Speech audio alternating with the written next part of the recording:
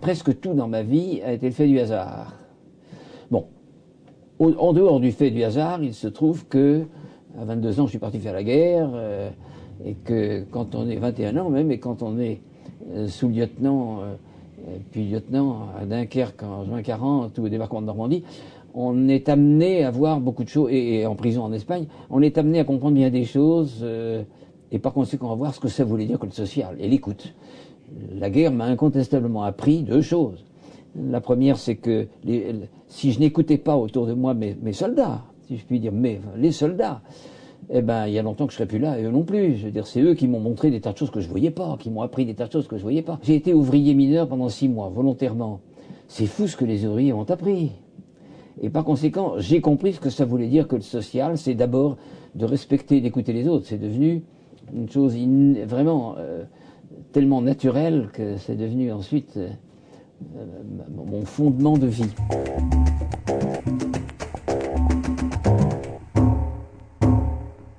Parce que j'y ai vu un aspect sociétal, c'est-à-dire que les nouveaux services étaient pour moi quelque chose d'essentiel. C'était pas seulement de l'insertion des jeunes. Dieu sait que l'ancien délégué à l'insertion des jeunes est intéressé, mais c'était surtout d'apporter quelque chose de nouveau à la société, car les nouveaux services, c'était cela. C'était d'apporter des services qui n'étaient pas encore rendus, et en particulier le lien social. Bon, je me suis fasciné pour ça, et ensuite, l'intérêt est venu au fur et à mesure que j'écoutais les jeunes.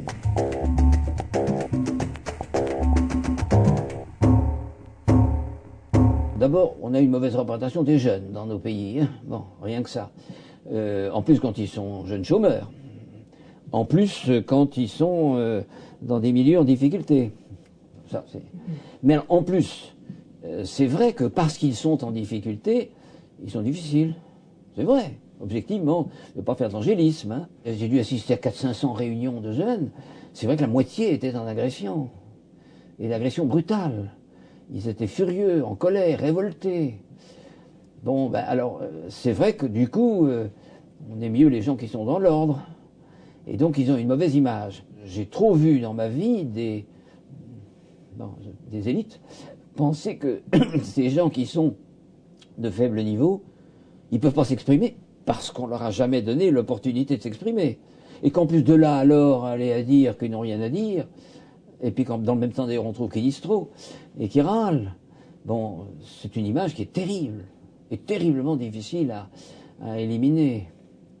Je ne suis pas sûr qu'elle soit spécifique à la France, mais elle est très, très forte chez nous. En écoutant pendant des heures les jeunes, je me suis rendu compte que, d'une part, ils étaient eux-mêmes fascinés, passionnés, et la preuve en était qu'ils parlaient énormément, qu'ils développaient énormément. Deuxièmement, qu'ils avaient envie de raconter ce qu'ils faisaient, et que ce qu'ils faisaient était, consciemment ou inconsciemment, mais c'est devenu conscient de plus en plus chez eux, le lien social. Ils étaient confrontés à des situations absolument imprévisibles, imprévues, non connues, et qu'ils imaginaient avec une créativité folle. J'avais déjà vu dans l'émission locale, ça. Quand on laisse les personnes avoir de la créativité, ils en ont. Ils avaient avec une créativité folle trouvé des solutions. Et par conséquent, c'est eux qui m'ont apporté les solutions. On peut dire que je suis très peu de choses dans les solutions qu'ils ont apportées.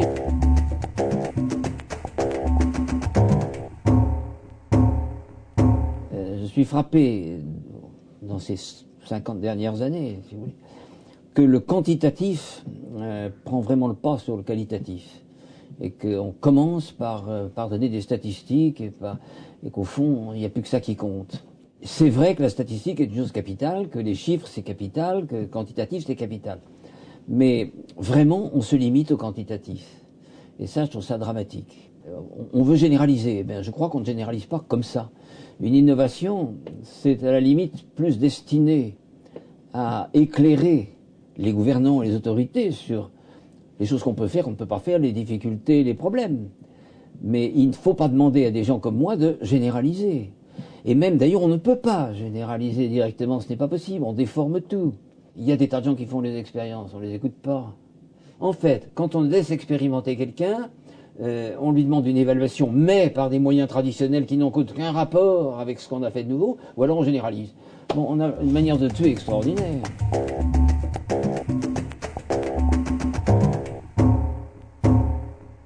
D'abord, j'ai toujours un regard de contentement, de savoir la validation des acquis, sauf que je pense un petit peu triste qu'elle ait mis 36 ans à se faire à partir de l'expérience de Briec, alors je me dis que j'ai peu de chance de voir la suivante. Mais je ne peux pas ne pas être content. Je suis pas sûr qu'on ira aussi loin que je voulais, mais ça tant pis. Je suis très content de voir qu'enfin elle prend, j'ai toujours peur qu'on la déforme par l'aspect quantitatif, par etc. quoi.